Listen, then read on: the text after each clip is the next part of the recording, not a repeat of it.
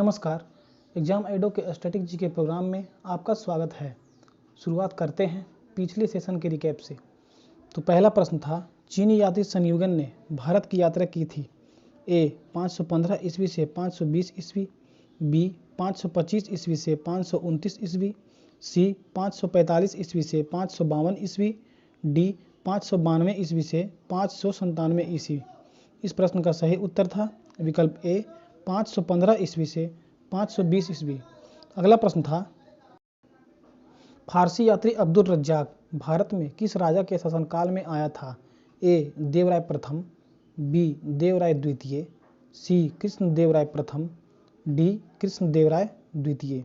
इस प्रकार इस प्रश्न का सही उत्तर है विकल्प बी देवराय द्वितीय। अगला प्रश्न था, 1889 ईस्वी में अहमदिया आंदोलन का प्रारंभ किसने किया था। ए मोहम्मद अली, बी अब्दुल लतीफ़, सी मिर्ज़ा रसूल खान, डी उपरोक्त में से कोई नहीं। इस प्रश्न का सही उत्तर था विकल्प डी उपरोक्त में से कोई नहीं, अर्थात मिर्ज़ा गुलाम अहमद। अगला प्रश्न था, निम्न में से कौन सा कथन गुप्त काल के प्रमुख मंदिर स्थान सही सुमेलित है। एक दशावतार मंदिर देवगढ़ झांसी, 2 विष्णु मंदिर तिगवा जबलपुर, 3 शिव मंदिर सिरपुर, 4 लक्ष्मण मंदिर भूमरा नागौद। आइए विकल्प देखते हैं। ए केवल 1 और 3, बी केवल 1 और 2, सी केवल 1, 2 और 3, डी उपरोक्त सभी। इस प्रश्न का सही उत्तर था विकल्प बी केवल 1 और 2।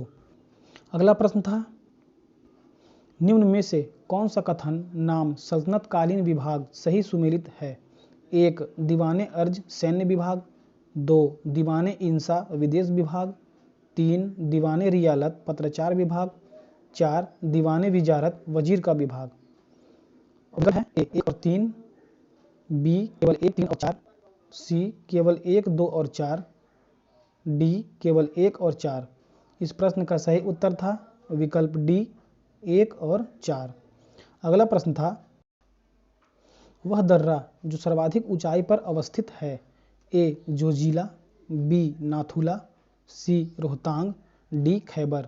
इस प्रश्न का सही उत्तर था विकल्प बी नाथुला। अगला प्रश्न था, निम्नलिखित में से कौन सी नदियां बंगाल की खाड़ी में गिरती है। ए गंगा गोदावरी, बी महानदी कृष्णा तथा कावेरी, सी लूनी नर्मदा तथा ताप्ती, डी ए और बी दोनों। इस प्रश्न का सही उत्तर था विकल्प डी ए और बी दोनों। अगला प्रश्न था, निम्नलिखित में से कौन सा देश मकर रेखा से होकर नहीं गुजरती है। ए बोलीविया, बी ब्राज़ील, सी पराग्वे, डी उपरोक्त में से कोई नहीं। इस प्रश्न का सही उत्तर था विकल्प ए बोलीविया। अगला प्रश्न था, हिंद महासागर और लाल महासागर को कौन सी जल संधि जोड़ती है।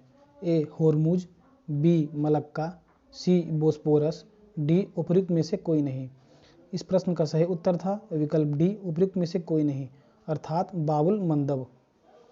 अगला प्रश्न था, निम्नलिखित में से कौन सा संसाधन नवीकरणीय ऊर्जा संसाधन के उदाहरण हैं।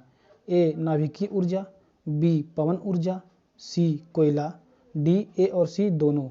इस प्रश्न का सही उत्तर था विकल्प बी पवन ऊर्जा। अगला प्रश्न था, निम्न कथनों पर विचार कीजिए। 1 भारतीय संविधान में अनुच्छेद 21 द्वारा प्राण एवं दैहिक स्वतंत्रता को सुनिश्चित किया गया है। 2 अनुच्छेद 21 विधायकों तथा कार्यपालिका दोनों के विरुद्ध संरक्षण प्रदान करता है। उपरोक्त में से कौन सा सही है या है। ए केवल 1, बी केवल 2, सी 1 और 2 दोनों, डी ना तो 1 और ना ही 2। इस प्रश्न का सही उत्तर था विकल्प सी 1 और 2 दोनों। अगला प्रश्न था, ग्रामीण विकास एवं गरीबी उन्मूलन कार्यक्रम की समीक्षा करने के लिए मौजूदा प्रशासनिक व्यवस्था में सुधार हेतु योजना आयोग द्वारा किस समिति का गठन किया गया था। ए बलवंत राय मेहता समिति, बी एल.एम. सिंघवी समिति, सी जी.वी.के. राव समिति, डी थुंगन समिति। इस प्रश्न का सही उत्तर था विकल्प सी जी.वी.के. राव समिति, जिनकी स्थापना 1985 ईस्वी में की गई थी। अगला प्रश्न था, पंचायती राज संस्थाओं को 29 कार्यों की सूची किस अनुच्छेद के तहत दी गई है। विकल्प ए अनुच्छेद 243 का एच, बी अनुच्छेद 243 का ई, सी अनुच्छेद 243 का एफ, डी अनुच्छेद 243 का जी। इस प्रश्न का सही उत्तर था विकल्प डी अनुच्छेद 243 का जी। अगला प्रश्न था 73वें संविधान संशोधन कानून की वैधानिक शुरुआत किस संविधान संशोधन बिल से हुई? ए 61वां संविधान संशोधन बिल, बी 62वां संविधान संशोधन बिल, सी 63वां संविधान संशोधन बिल, डी 64वां संविधान संशोधन बिल। इस प्रश्न का सही उत्तर था विकल्प डी 64वां संविधान संशोधन बिल। अगला प्रश्न था संविधान का कौन सा अनुच्छेद संसद को विधि निर्माण की शक्ति प्रदान करता है? विकल्प ए अनुच्छेद 249, बी अनुच्छेद 252, सी अनुच्छेद 250, डी अनुच्छेद 253। इस प्रश्न का सही उत्तर था विकल्प डी अनुच्छेद 253। अगला प्रश्न था भारत में न्यूनतम समर्थन मूल्य का निर्धारण कौन करता है? ए कृषि लागत एवं मूल्य आयोग, बी वित्त आयोग, सी कृषि मंत्रालय, डी नाबार्ड। इस प्रश्न का सही उत्तर था विकल्प ए कृषि लागत एवं मूल्य आयोग। अगला प्रश्न था अंत्योदय कार्यक्रम सर्वप्रथम किस राज्य में शुरू किया गया था? ए बिहार, बी तमिलनाडु, सी राजस्थान, डी आंध्र प्रदेश। इस प्रश्न का सही उत्तर था विकल्प डी आंध्र प्रदेश। अगला प्रश्न था राष्ट्रीय कृषि तथा ग्रामीण विकास बैंक नाबार्ड की स्थापना किस समिति की अनुशंसा पर की गई थी? ए नरसिम्हन समिति, बी शिवरामन समिति, सी गोयपोरिया समिति, डी वांचू समिति। इस प्रश्न का सही उत्तर था विकल्प बी शिवरामन समिति। आपको यह भी बता दें कि नाबार्ड की स्थापना 12 जुलाई 1982 को की गई थी। अगला प्रश्न था किसी पिंड के जड़त्व का माप निम्न में से कौन है? ए पिंड का आयतन, बी पिंड पर लगने वाला वायुमंडलीय दाब, सी पिंड का द्रव्यमान, डी पिंड का घनत्व। इस प्रश्न का सही उत्तर था विकल्प सी पिंड का द्रव्यमान। अगला प्रश्न था एक क्षैतिज वृत्त में स्थिर चाल से घूम रहे पिंड के लिए निम्नलिखित में से कौन सा स्थिर रहेगा? ए वेग, बी त्वरण, सी अभिकेंद्रीय बल, डी गतिज ऊर्जा। इस प्रश्न का सही उत्तर था विकल्प डी गतिज ऊर्जा। अगला प्रश्न था बायोगैस में मुख्यतः कौन सी गैस होती है? ए कार्बन डाइऑक्साइड एवं हाइड्रोजन, बी हाइड्रोजन एवं मीथेन, सी कार्बन डाइऑक्साइड एवं मीथेन, डी हाइड्रोजन एवं ऑक्सीजन। इस प्रश्न का सही उत्तर था विकल्प सी कार्बन डाइऑक्साइड एवं मीथेन। अगला प्रश्न था स्टील से स्टेनलेस स्टील प्राप्त करने के लिए उसमें कुछ तत्वों को मिलाकर उसे और अधिक संशोधित किया जाता है। निम्न में से कौन उस कार्य के लिए प्रयुक्त नहीं किया जाता है? A carbon, B silicon, C manganese, D nickel. तो इस प्रश्न का सही उत्तर था विकल्प बी सिलिकॉन। अगला प्रश्न था छिछले हैंडपंप से पानी पीने वाले लोगों को निम्नलिखित सभी रोगों के होने की संभावना है सिवाय ए हैजा के, बी टाइफाइड के, सी कामला के, डी फ्लोरोसिस के। इस प्रश्न का सही उत्तर था विकल्प डी फ्लोरोसिस के। अगला प्रश्न था उस वैज्ञानिक का नाम बताइए जिसने यह खोज की थी कि मलेरिया प्लाज्मोडियम नामक परजीवी से होता है। A Gregor Johann Mendel, B Ernst Haeckel, C McCulloch, D Ronald Ross. इस प्रश्न का सही उत्तर था विकल्प डी रोनाल्ड रॉस। अगला प्रश्न था भारत में अंतरिक्ष कार्यक्रम की शुरुआत कब की गई? ए 1958, बी 1962, सी 1952, डी 1953। इस प्रश्न का सही उत्तर था विकल्प बी 1962। शुरुआत करते हैं आज के सेशन की। सबसे पहले देखेंगे अभ्यास प्रश्न। निम्नलिखित में से कौन ब्रिटिश शासन के दौरान भारत में रैयतवाड़ी बंदोबस्त के प्रारंभ किए जाने से संबंध थे? एक लॉर्ड कॉर्नवालिस, दो एलेक्जेंडर रीड, तीन थॉमस मुनरो। नीचे दिए गए कोड का प्रयोग करें, सही उत्तर चुनिए। विकल्प ए केवल एक, विकल्प बी केवल एक और तीन, सी केवल दो और तीन, डी एक, दो और तीन। इस प्रश्न का सही उत्तर है विकल्प सी केवल दो और तीन, अर्थात एलेक्जेंडर रीड तथा थॉमस मुनरो। आइए विश्लेषण देख लेते हैं। रैयतवाड़ी बंदोबस्त अंग्रेजों द्वारा भारत में भू राजस्व वसूली हेतु लागू की गई एक प्रणाली थी। अलेक्जेंडर रीड ने मद्रास प्रेसिडेंसी में सर्वप्रथम 1792 ईस्वी में तमिलनाडु के 12 महल क्षेत्र में रयतवाड़ी व्यवस्था लागू की। थॉमस मुनरो ने 1809 ईस्वी में कुछ क्षेत्रों में उसको लागू किया था तथा 1820 में मद्रास का गवर्नर बनने पर उसने इसे मद्रास में लागू किया। अतः कथन 2 और 3 यानी विकल्प सी सही है। संपूर्ण ब्रिटिश भारत के 51% क्षेत्र, मद्रास, मुंबई के कुछ हिस्से, पूर्वी बंगाल, असम एवं कुर्ग में यह व्यवस्था लागू की गई थी। इस व्यवस्था के अंतर्गत रैयतों को भूमि का मालिकाना हक दिया गया, जिसके द्वारा यह प्रत्यक्ष रूप से, सीधे या व्यक्तिगत रूप से भू राजस्व अदा करने के लिए उत्तरदायी थे। 1836 ईस्वी के बाद विनगेट और गोल्ड स्मिथ द्वारा इस व्यवस्था में सुधार किए गए। इस प्रकार इस प्रश्न का सही उत्तर था केवल 2 और 3। अब देखेंगे आज के सेशन का पहला प्रश्न। निम्नलिखित शासकों में से किस एक ने 4 अश्वमेध यज्ञ का संपादन किया था? ए. प्रवरसेन प्रथम, बी. चंद्रगुप्त द्वितीय, सी. चंद्रगुप्त प्रथम, डी. समुद्रगुप्त। इस प्रश्न का सही उत्तर है विकल्प ए. प्रवरसेन प्रथम। वाकाटक वंश के शासक प्रवरसेन प्रथम को 4 अश्वमेध यज्ञ का संपादन करने का श्रेय प्राप्त है, अतः विकल्प ए सही है। शुंग वंश के शासक पुष्यमित्र शुंग ने 2 अश्वमेध यज्ञ का संपादन कराए थे। समुद्रगुप्त ने अपनी विधियों की उद्घोषणा हेतु 1 अश्वमेध यज्ञ कराया था। यज्ञ का सर्वप्रथम विस्तृत जानकारी यजुर्वेद से मिलता है। अगला प्रश्न है, निम्नलिखित में से कौन हड़प्पा और मोहनजोदड़ो के उत्खनन से संबंधित नहीं थे? A. R D. Banerjee, B. K N. Dikshit, C. M S. Vats, D. V A. Smith. इस प्रश्न का सही उत्तर है विकल्प डी. बी.ए. स्मिथ। वर्ष 1921 में दयाराम साहनी ने हड़प्पा का सर्वेक्षण किया। वर्ष 1926 में एम.एस. वत्स हड़प्पा के सर्वेक्षण से संबंधित रहे। मोहनजोदड़ो की खोज सर्वप्रथम 1922 में राखाल दास बनर्जी ने की थी तथा इसके पुरातात्विक महत्व की ओर ध्यान आकर्षित किया। अतः स्पष्ट है कि वी.ए. स्मिथ हड़प्पा सभ्यता की खोज से संबंधित नहीं रहे, बल्कि यह भारतविद एवं कला इतिहासकार के रूप में प्रसिद्ध थे। अतः इस प्रश्न का उत्तर विकल्प डी होगा। इसके अतिरिक्त कुछ अन्य विद्वान के.एन. दीक्षित, अर्नेस्ट मैके, आर.एन. स्टील, ए. घोष, जे.पी. जोशी आदि ने भी इस सभ्यता की खोज में महत्वपूर्ण योगदान दिया। अगला प्रश्न है, मुगल चित्रकला किसके राज्यकाल में अपनी पराकाष्ठा पर पहुंची? ए. अकबर, बी. शाहजहां, सी. जहांगीर, डी. हुमायूं। इस प्रश्न का सही उत्तर है विकल्प सी.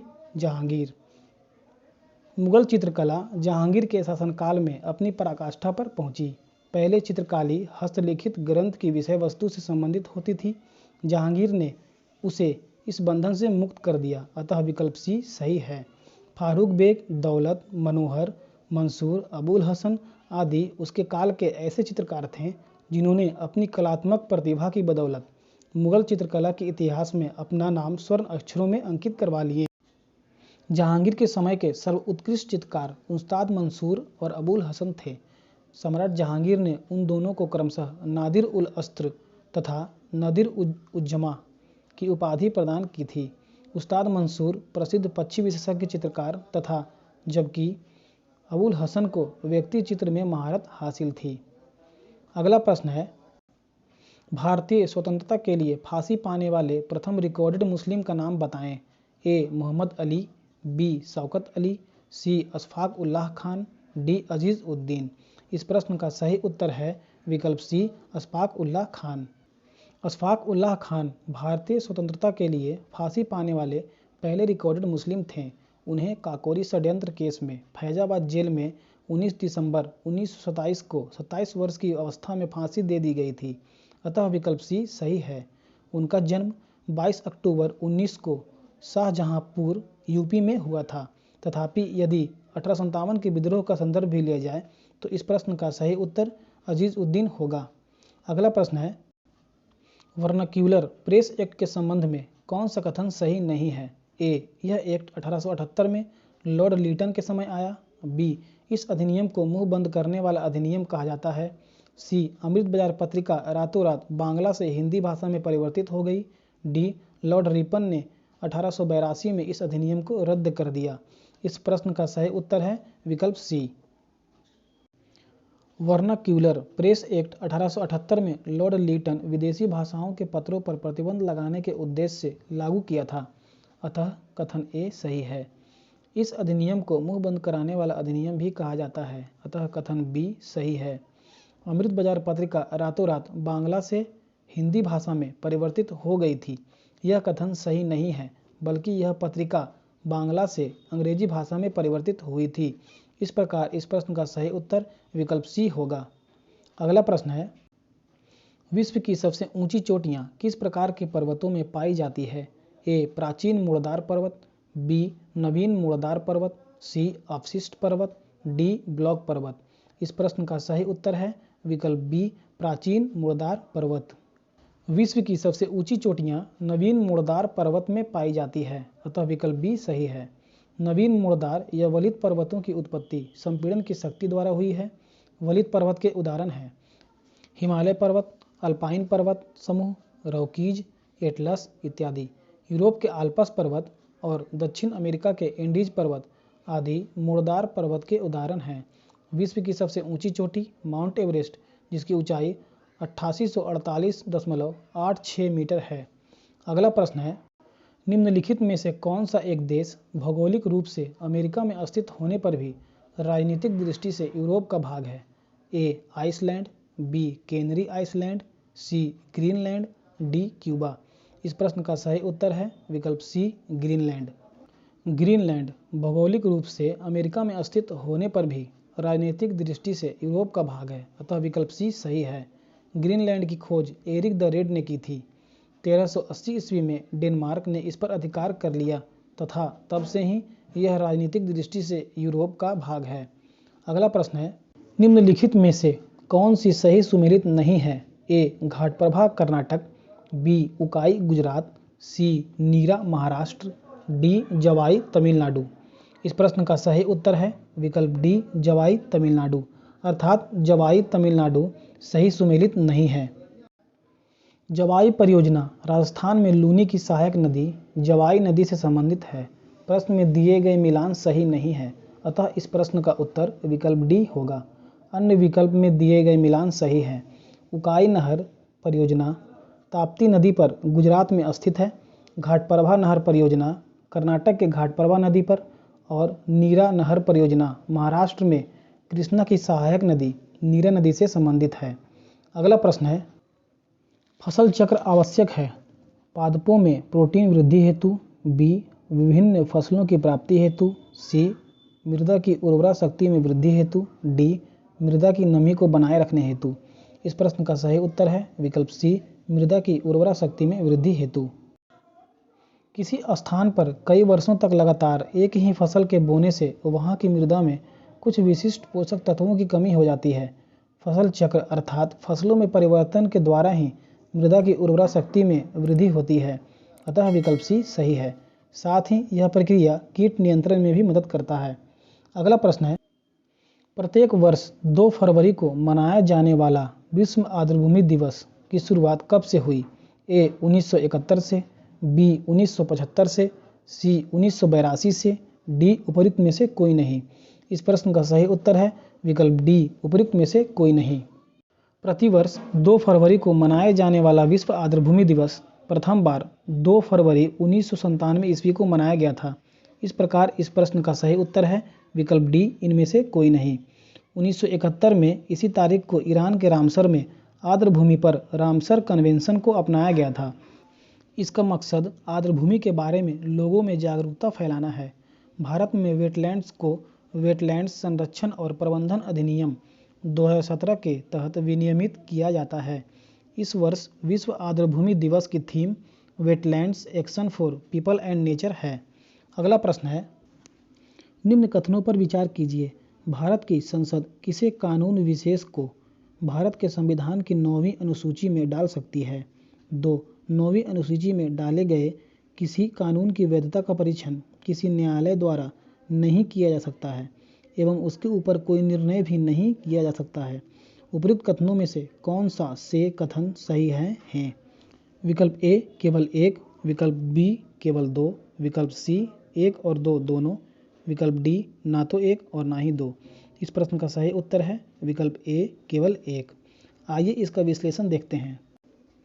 भारतीय संविधान प्रथम संशोधन अधिनियम 1951 के जरिए संविधान में 9वीं अनुसूची तथा अनुच्छेद 31 का और 31 ख जोड़े गए।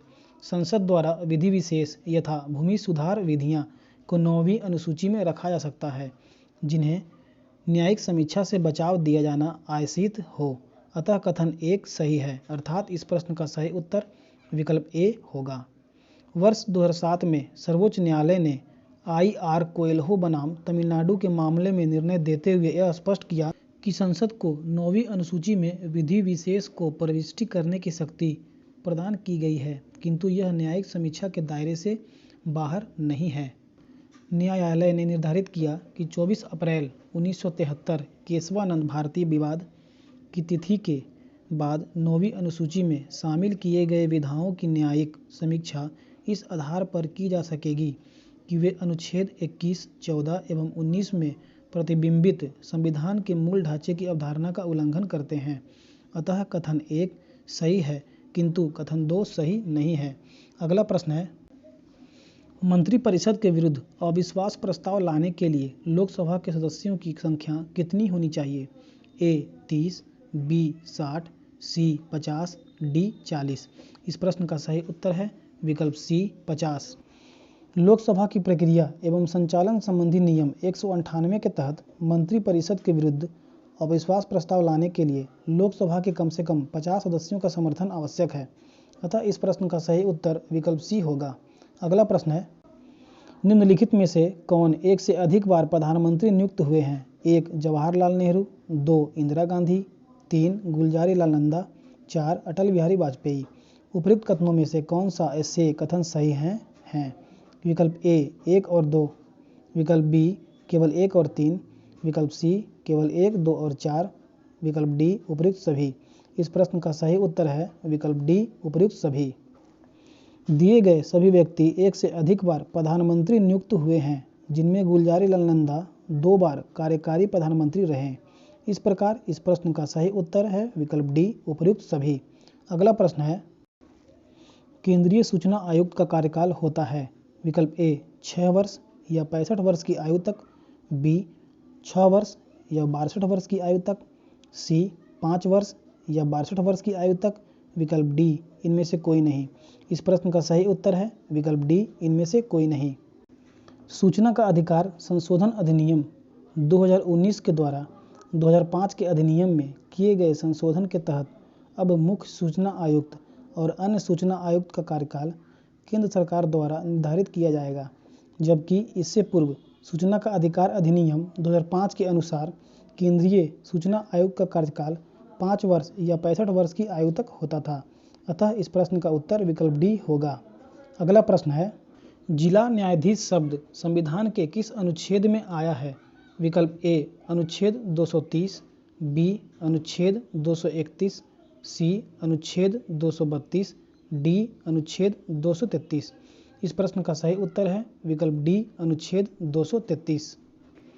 भारतीय संविधान के भाग 6 के अध्याय 6 के अनुच्छेद 233 में जिला न्यायाधीश शब्द का उल्लेख किया गया है, जिसके अंतर्गत जिला न्यायाधीशों की नियुक्ति का प्रावधान है। अतः इस प्रश्न का उत्तर विकल्प डी है। अनुच्छेद 230 उच्च न्यायालयों की अधिकारिता के संघ राज्य क्षेत्रों पर विस्तार से संबंधित है। अनुच्छेद 231 2 या अधिक राज्यों के लिए एक ही उच्च न्यायालय की स्थापना से संबंधित है। अनुच्छेद 232 को 7वें संविधान संशोधन अधिनियम 1956 द्वारा निरस्त कर दिया गया है। अनुच्छेद 233 के अतिरिक्त अनुच्छेद 233 का 234, 235 तथा 236 में भी जिला न्यायाधीश का उल्लेख है। अगला प्रश्न है, किस पंचवर्षीय योजना में कृषि ने ऋणात्मक विकास प्रदर्शित किया? ए 3वीं में, बी 5वीं में, सी 7वीं में, डी 9वीं में। इस प्रश्न का सही उत्तर है विकल्प ए 3वीं में। 3री पंचवर्षीय योजना में कृषि ने ऋणात्मक विकास प्रदर्शित किया था। वर्ष 1961 से 1965 के दौरान कृषि उत्पादन की वृद्धि दर -1.0% दर्ज की गई थी। अतः इस प्रश्न का उत्तर विकल्प ए होगा। अगला प्रश्न है, भारत सरकार द्वारा बीमा नियामक एवं विकास प्राधिकरण की स्थापना की गई थी? ए. अप्रैल 2000 में, बी. अप्रैल 2001 में, सी. अप्रैल 2002 में, डी. अप्रैल 2003 में। इस प्रश्न का सही उत्तर है विकल्प ए. अप्रैल 2000 में। मल्होत्रा समिति की रिपोर्ट 7 जनवरी 1994 की प्रमुख सिफारिश के अनुसार IRDA अधिनियम 1999 पारित किया गया था। रिपोर्ट में बीमा क्षेत्र के लिए एक स्वतंत्र विनियामक प्राधिकरण की स्थापना की सिफारिश की गई थी। अप्रैल 2000 में IRDA एक सांविधिक निकाय के रूप में सामने आया, अतः इस प्रश्न का उत्तर विकल्प ए होगा।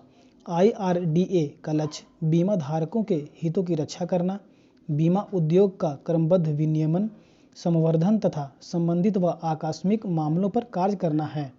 अगला प्रश्न है, निम्नलिखित में से कौन भारत में सहकारी कृषि के विचार का समर्थक नहीं था? ए. जवाहरलाल नेहरू, बी. लाल बहादुर शास्त्री, सी. चौधरी चरण सिंह, डी. अबुल कलाम आज़ाद। इस प्रश्न का सही उत्तर है विकल्प सी. चौधरी चरण सिंह। चौधरी चरण सिंह ने नेहरू के सोवियत शैली से आर्थिक विकास का विरोध किया। चौधरी चरण सिंह का विचार था कि सरकारी फॉर्म भारत से सफल नहीं हो सकते हैं, अतः चरण सिंह को भारत में सहकारी कृषि का समर्थक नहीं माना जाता है। इस प्रकार इस प्रश्न का उत्तर विकल्प सी होगा। आपको बता दें कि चौधरी चरण सिंह ने लोकसभा का सामना कभी नहीं किया था तथा यह भारत के 7वें प्रधानमंत्री के रूप में नियुक्त हुए थे। अगला प्रश्न है, निम्नलिखित में से कौन सा तरंग निर्वात में गमन करते हैं? ए. अनुदैर्ध्य तरंग, बी. अनुप्रस्थ तरंग, सी. विद्युत चुंबकीय तरंग, डी. ध्वनि तरंग। इस प्रश्न का सही उत्तर होगा विकल्प सी. विद्युत चुंबकीय तरंग।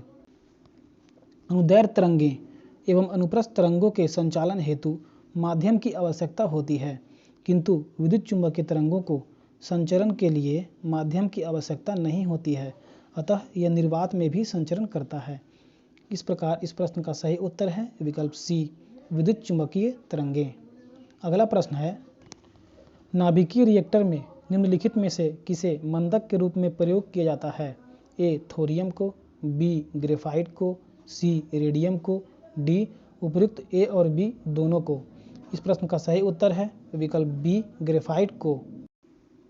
परंपरागत नाभिकीय रिएक्टर में मंदक के रूप में ग्रेफाइट, भारी जल एवं साधारण जल का प्रयोग किया जाता है, अतः विकल्प बी सही है।